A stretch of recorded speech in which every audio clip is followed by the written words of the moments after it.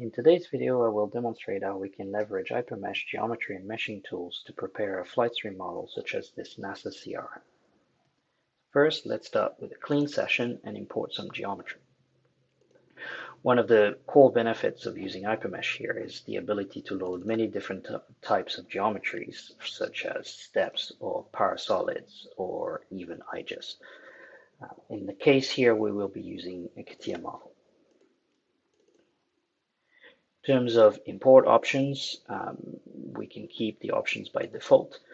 And in terms of units, in this case, we will be working in SI units in meters, which is the preferred units for Flightstream, but you can pick any kind of units you wish.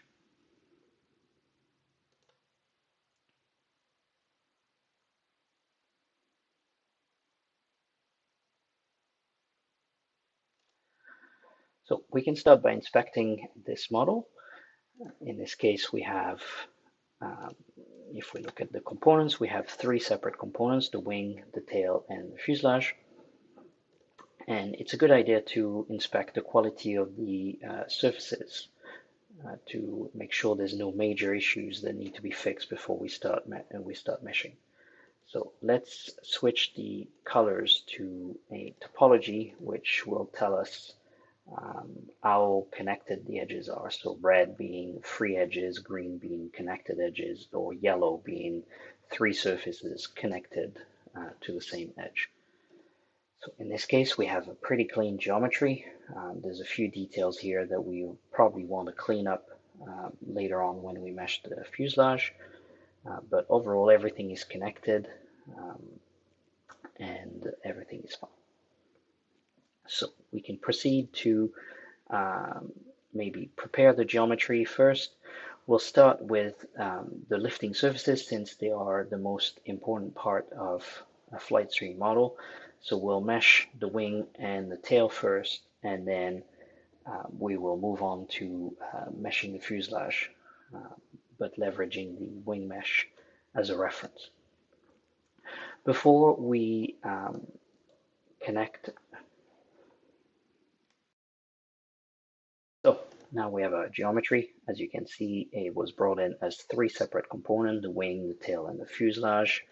And at this point, it's probably a good idea to inspect it briefly to make sure everything was imported correctly and there's no major issues to fix before we start the meshing process. So in order to do this, I will switch to the topology mode for the coloring, which allows us to more easily identify connectivity issues between surfaces. As you can see, the edges are now colored based on how they're connected together. So red for free edges, green for two surfaces connected. They will be yellow if there's three or more surfaces connected, and they will be blue if they are suppressed and will not be taken into account for the mesh. So as we can see here, everything was imported correctly. There may be a few details we will want to simplify before we mesh the fuselage here, but everything is fine and there's no major problems or things to sort out before we start the meshing process. So I will switch back to the automatic mode. So in terms of meshing process, we will start by working on the wings and the tail, which are the two main lifting surfaces, which are the most important part for Flightstream.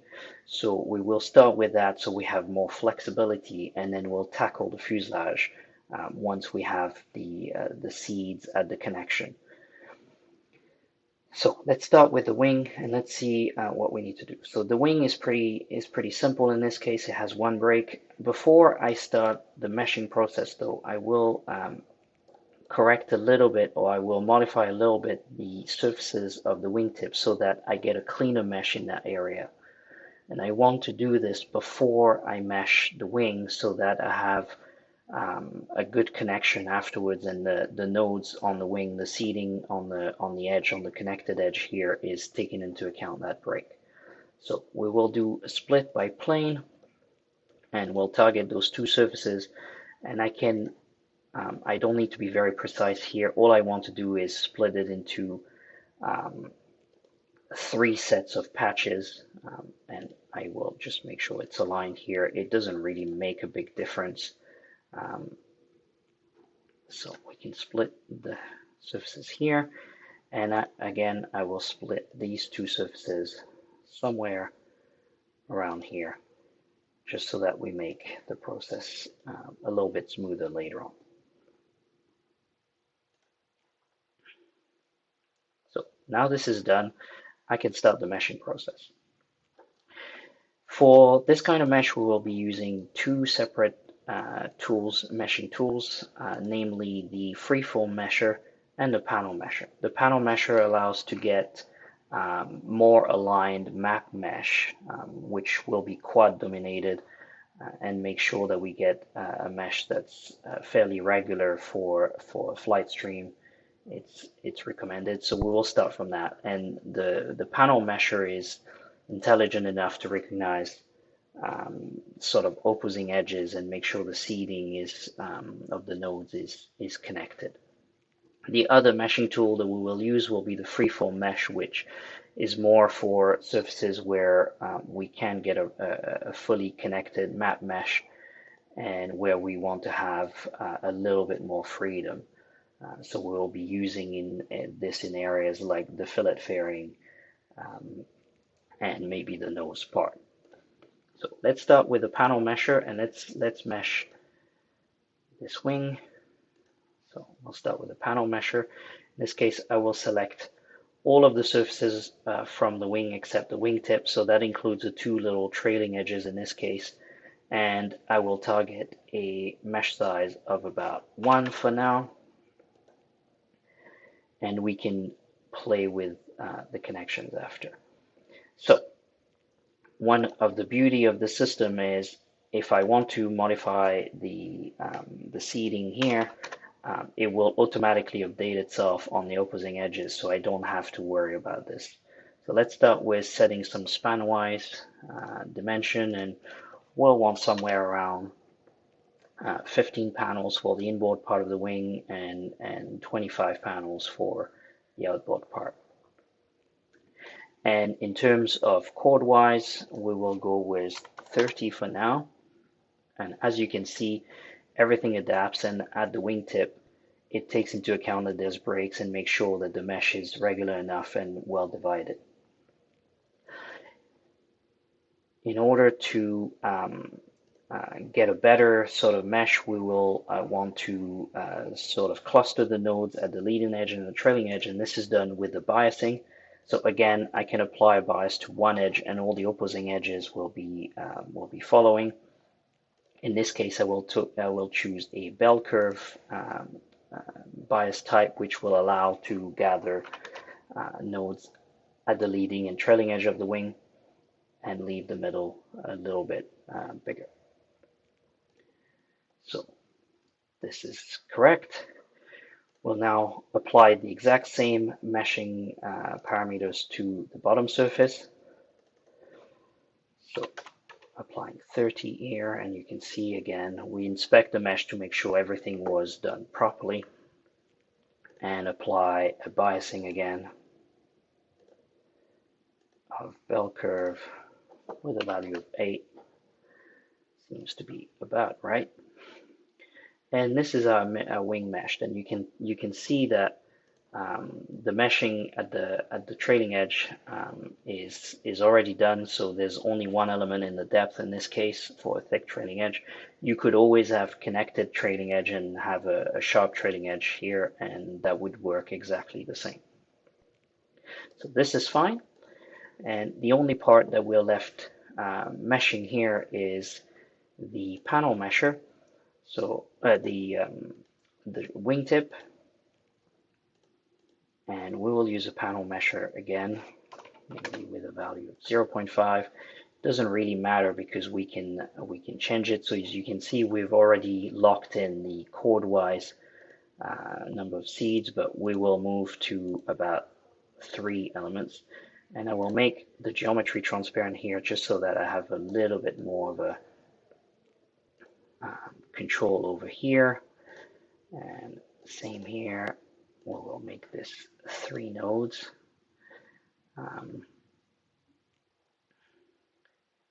And I can play on this with the bias a little bit just so that I get a more regular mesh. So in this case, I may want to bias it linearly with a value of 2. And we can play with this value just so that we get a slightly more regular mesh. And you'll notice that the leading edge hasn't fully been meshed. The panel mesher not being able to mesh the area, this is not a surprise. And this is where we can use the freeform mesher to sort of cover the areas that were not done properly.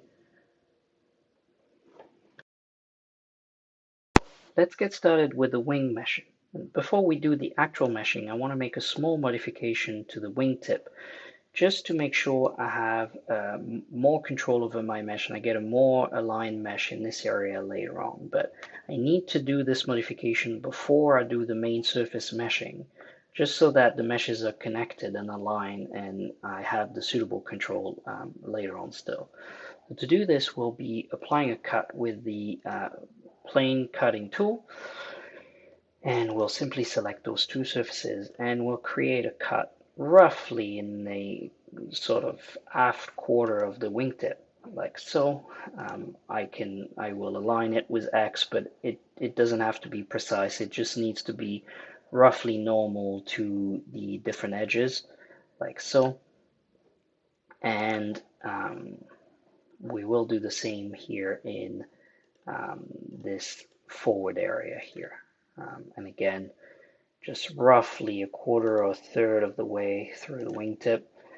We'll align it, split it, and that's it. So we can now get on with the actual wing meshing. We're ready. To do this, we'll switch to the 2D ribbon, and we'll be using two separate tools for the meshing process of the whole aircraft. The first one is the panel mesher, which is really designed to create align quad meshes, just the type of meshes that are needed by Flightstream, at least for the lifting surfaces. And it gives us a lot of control over the mesh densities and making sure that the density of nodes is aligned between opposing edges so that we get that very regular type of mesh that we need. The other one is the freeform mesh tool, which we'll use where the panel mesher is not able to generate a surface because the patch is more complex, or because the connected meshes are not aligned enough to generate the type of mesh the panel mesher does. So let's use the panel mesher first, and we'll select all the main surfaces of the wing. So there's the top and the bottom surface, as well as the trailing edge surface is a very small surface at the trailing edge of this wing. And that will allow us to control the number of nodes on each of the edges and make sure all the meshes are connected. We'll select an element size of roughly 0.5. And to give you an idea, you can display a small scale at the bottom here. It's in the preferences, and it allows you to gauge roughly what the size of your model is and what sort of mesh size you can use. As soon as I press the play button, I switch to the interactive meshing mode, where I can then edit the different mesh densities and bias to make sure I get a suitable mesh. And you'll notice as soon as I select one of the edges, the opposite edges are automatically selected, and whatever modification I make to this edge will be made to the other edges. So we'll start with the span-wise direction and change the number of nodes appropriately. So you can do this by either using the up and down arrow or keying in a value, or simply hovering the mouse and just using the wheel to change the value. So 15 seems like a pretty good number in this case, and we'll do the same for the outboard part. We'll key in 25. This seems to be pretty decent. And to make sure I capture the details of this wing, I also want to change the chordwise direction. And you'll notice with the chordwise direction, so let's put in 30 here. That's roughly a good number. And you'll notice how for this patch, the two edges have the same number of nodes here, but the panel mesher is also very intelligent in understanding that the sort of tip area is split into three edges, but it still needs to match the number of nodes and the alignment that we see on the inboard part of the wing. So that allows us to get very quickly that align mesh while not having to worry about changing, calculating local density for every edges. So this is a pretty good start. The only thing I want to change now is adding a little bit of bias to the node distribution, because I want to cluster the nodes more at the trailing edge and the leading edge here, just so that I can capture the change in curvature here and the change in pressure, and also whatever happens at the trailing edge and all the different sort of aerodynamic effects here. So to do this, I will select again one of the edges.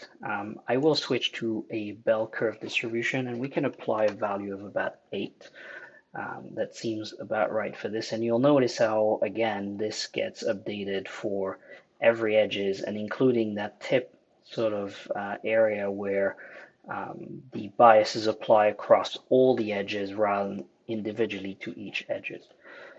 So this is pretty good for the upper surface. Now we're left to apply the same thing to the lower surface. And again, I will start with a bias since I'm in the bias mode.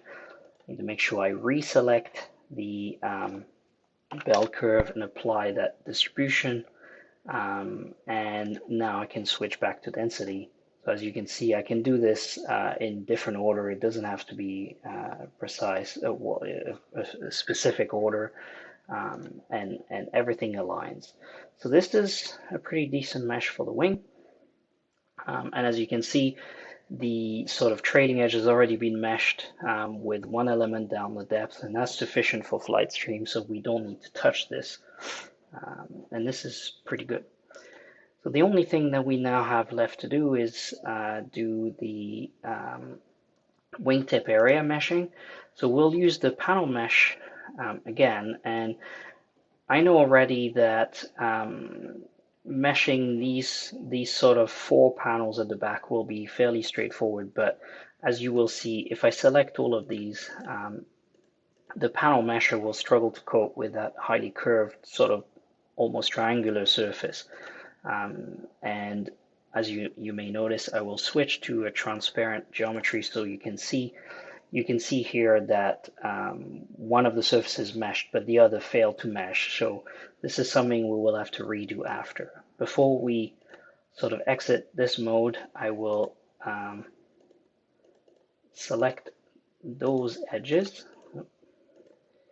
like so, and make sure I increase the density to roughly 3, which allows me to capture a bit more the curvature here.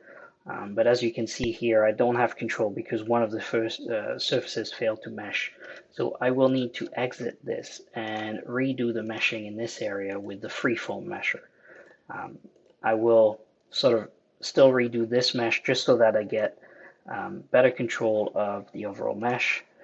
And by changing this to 3, I should have a decent enough mesh. We could obviously spend a bit of time optimizing the mesh in this area, but for the purpose of this exercise, it's sufficient. So let's leave it as this. And we now have a complete wing mesh. So this is good. We will now apply the same process to the tail area before we move on to the fuselage. So again, here we need to clean up the geometry a little bit. So we'll go back to the geometry ribbon, and you see that at the leading edge there are multiple sort of splits there, which will make the meshing tricky. So I want to suppress them, and to do this, I will go to the wingtip, well, to the tip area, and identify the one edge that is connected to the wingtip split, and simply suppress the other ones with the suppress tool. And you will notice as well that at the back of the tail there is also a small sliver surface that's there, so we will suppress that edge just so that it doesn't sort of prevent us from getting a good mesh here. So this is good. In terms of the wingtip, there's already a split midway through, so we don't need to make any further split. This will be sufficient. So again, we will apply the panel mesher first and create the mesh for the main surface of the tail. Same sort of mesh size as a first guideline is good. 22 panels is pretty decent. We'll just change the values here on the top surface with 25 nodes, and again here on the bottom surface 25 nodes. Again, it remains aligned, and we'll apply, just like for the wing, we'll apply bell curve bias. Value of 5 seems to be sufficient here. And again, reselect. We need to make sure we reselect a second time the bell curve bias so that it's validated. And then as you can see, this is done.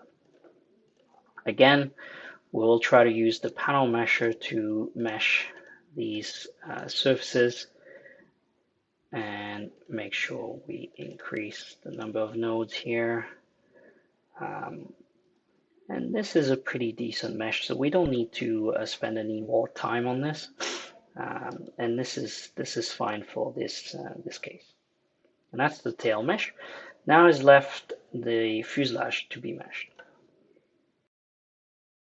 And when it comes to meshing strategy for this fuselage, I would suggest that we start with the center section, since we've already got an established mesh for the wing, which we'll want to match. And we want to try and get a clean mesh in this area anyway, because we want the best results possible for Flightstream. So we'll get started with this area and then let the mesh flow fore and aft afterwards.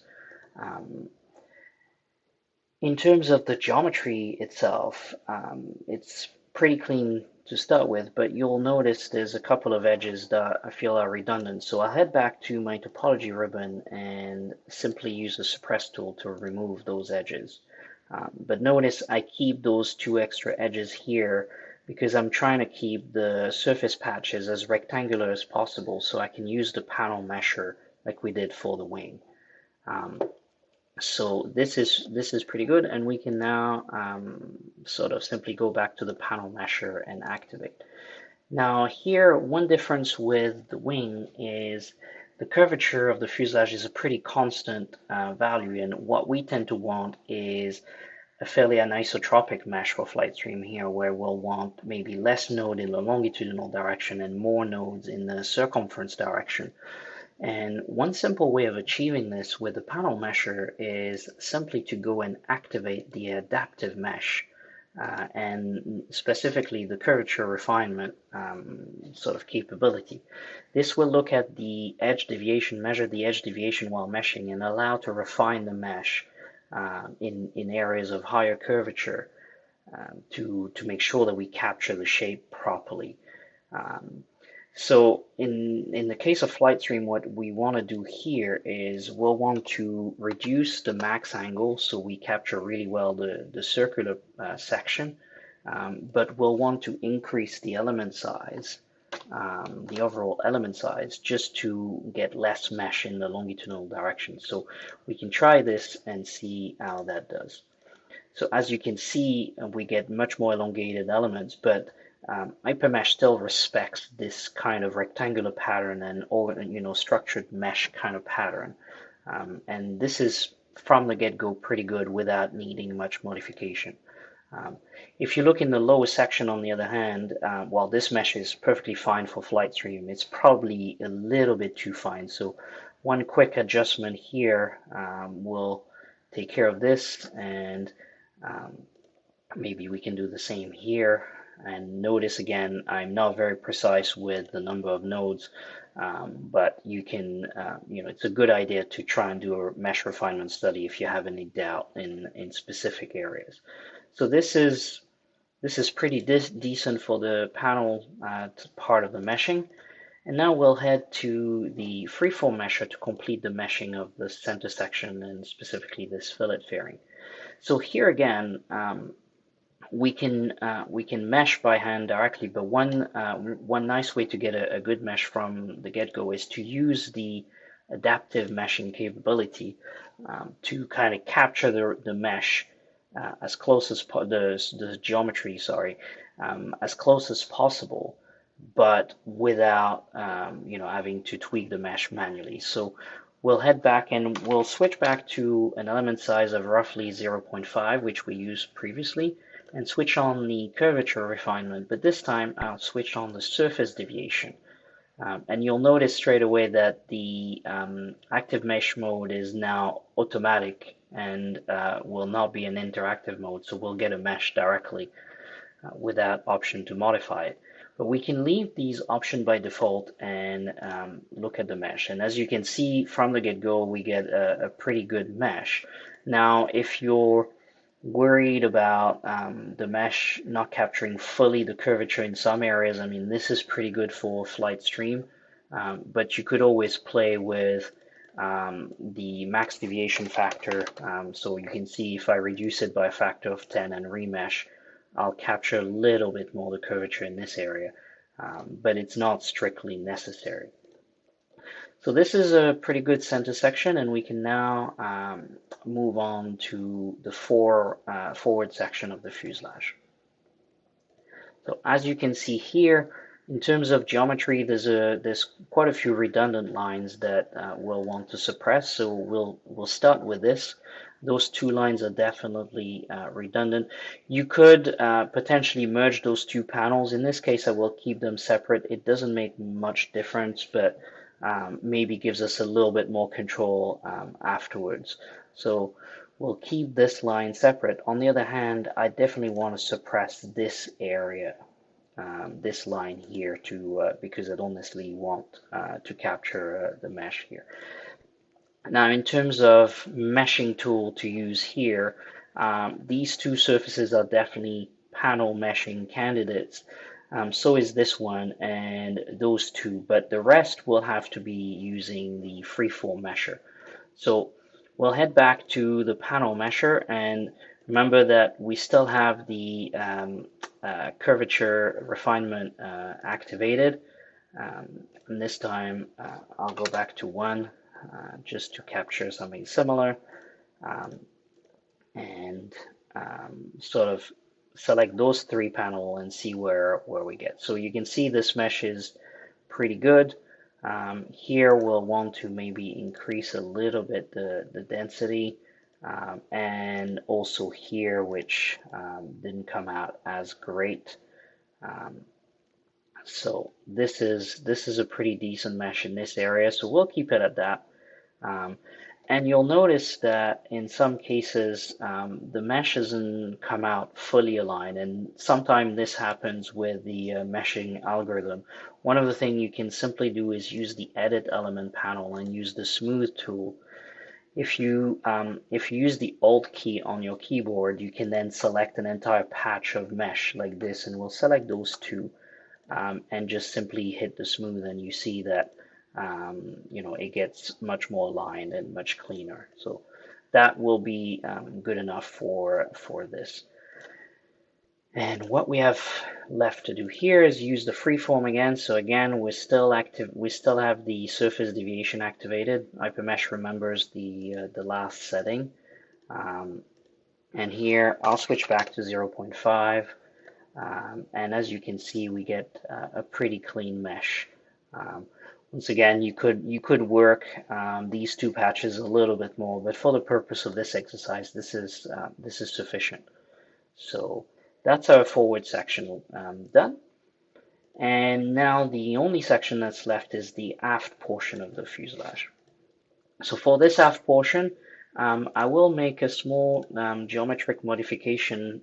Once again, I want to split the surface slightly forward of the horizontal stabilizer, just so that I can carry on my panel meshing, my sort of nicely aligned panel meshing as far forward. But I know that in this area, because I need to integrate with the H-tail mesh, I need to use a freeform mesher. So we'll simply use the planar split tool as before and kind of roughly align with X and roughly position the cut forward of the fuselage so we can manually move it, and when we're ready, press cut. And that will mean I can simply then just head back to my panel mesher and create this. So we'll use the same setting as before, and so this is nicely aligned, and that's it. And all that's left is that nice freeform mesh here, which I'll capture here, which sort of capture this area. So we could potentially reduce the mesh size, but this is a pretty decent place to start. And that's pretty much it for the mesh for this sort of NASA CRM model. Now, all we have to do is export this mesh into Flightstream. And for this, the recommended format for Flightstream to get a mesh like this is the OBJ format, because it will allow to capture the different components and keep the mesh, keep the quad sort of data sort of into account.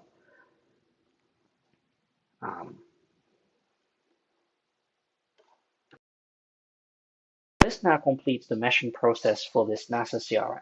All is left to do is export it into a format compatible with Flightstream so we can run the analysis.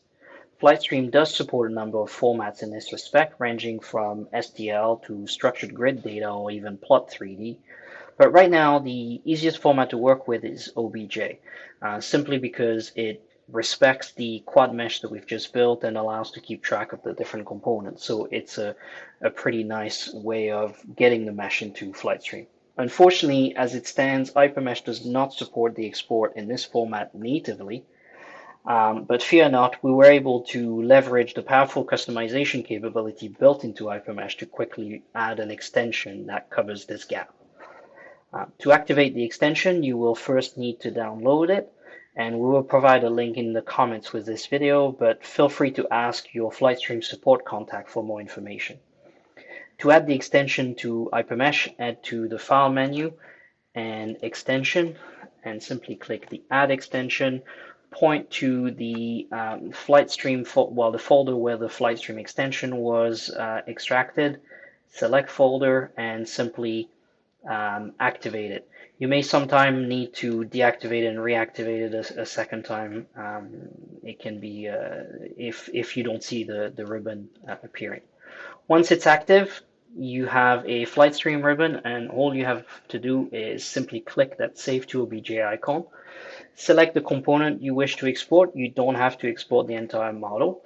So select what you need, click OK, and then simply export the model. We'll call it NASA CRM and save the file. And that's it. It's been exported, so we can now open Flightstream and check that the mesh that we exported matches what we get. And if I import it, let's pick this model, import, and as you can see, we have the exact same mesh that we created in HyperMesh is there. So this is fine, and you can run your analysis.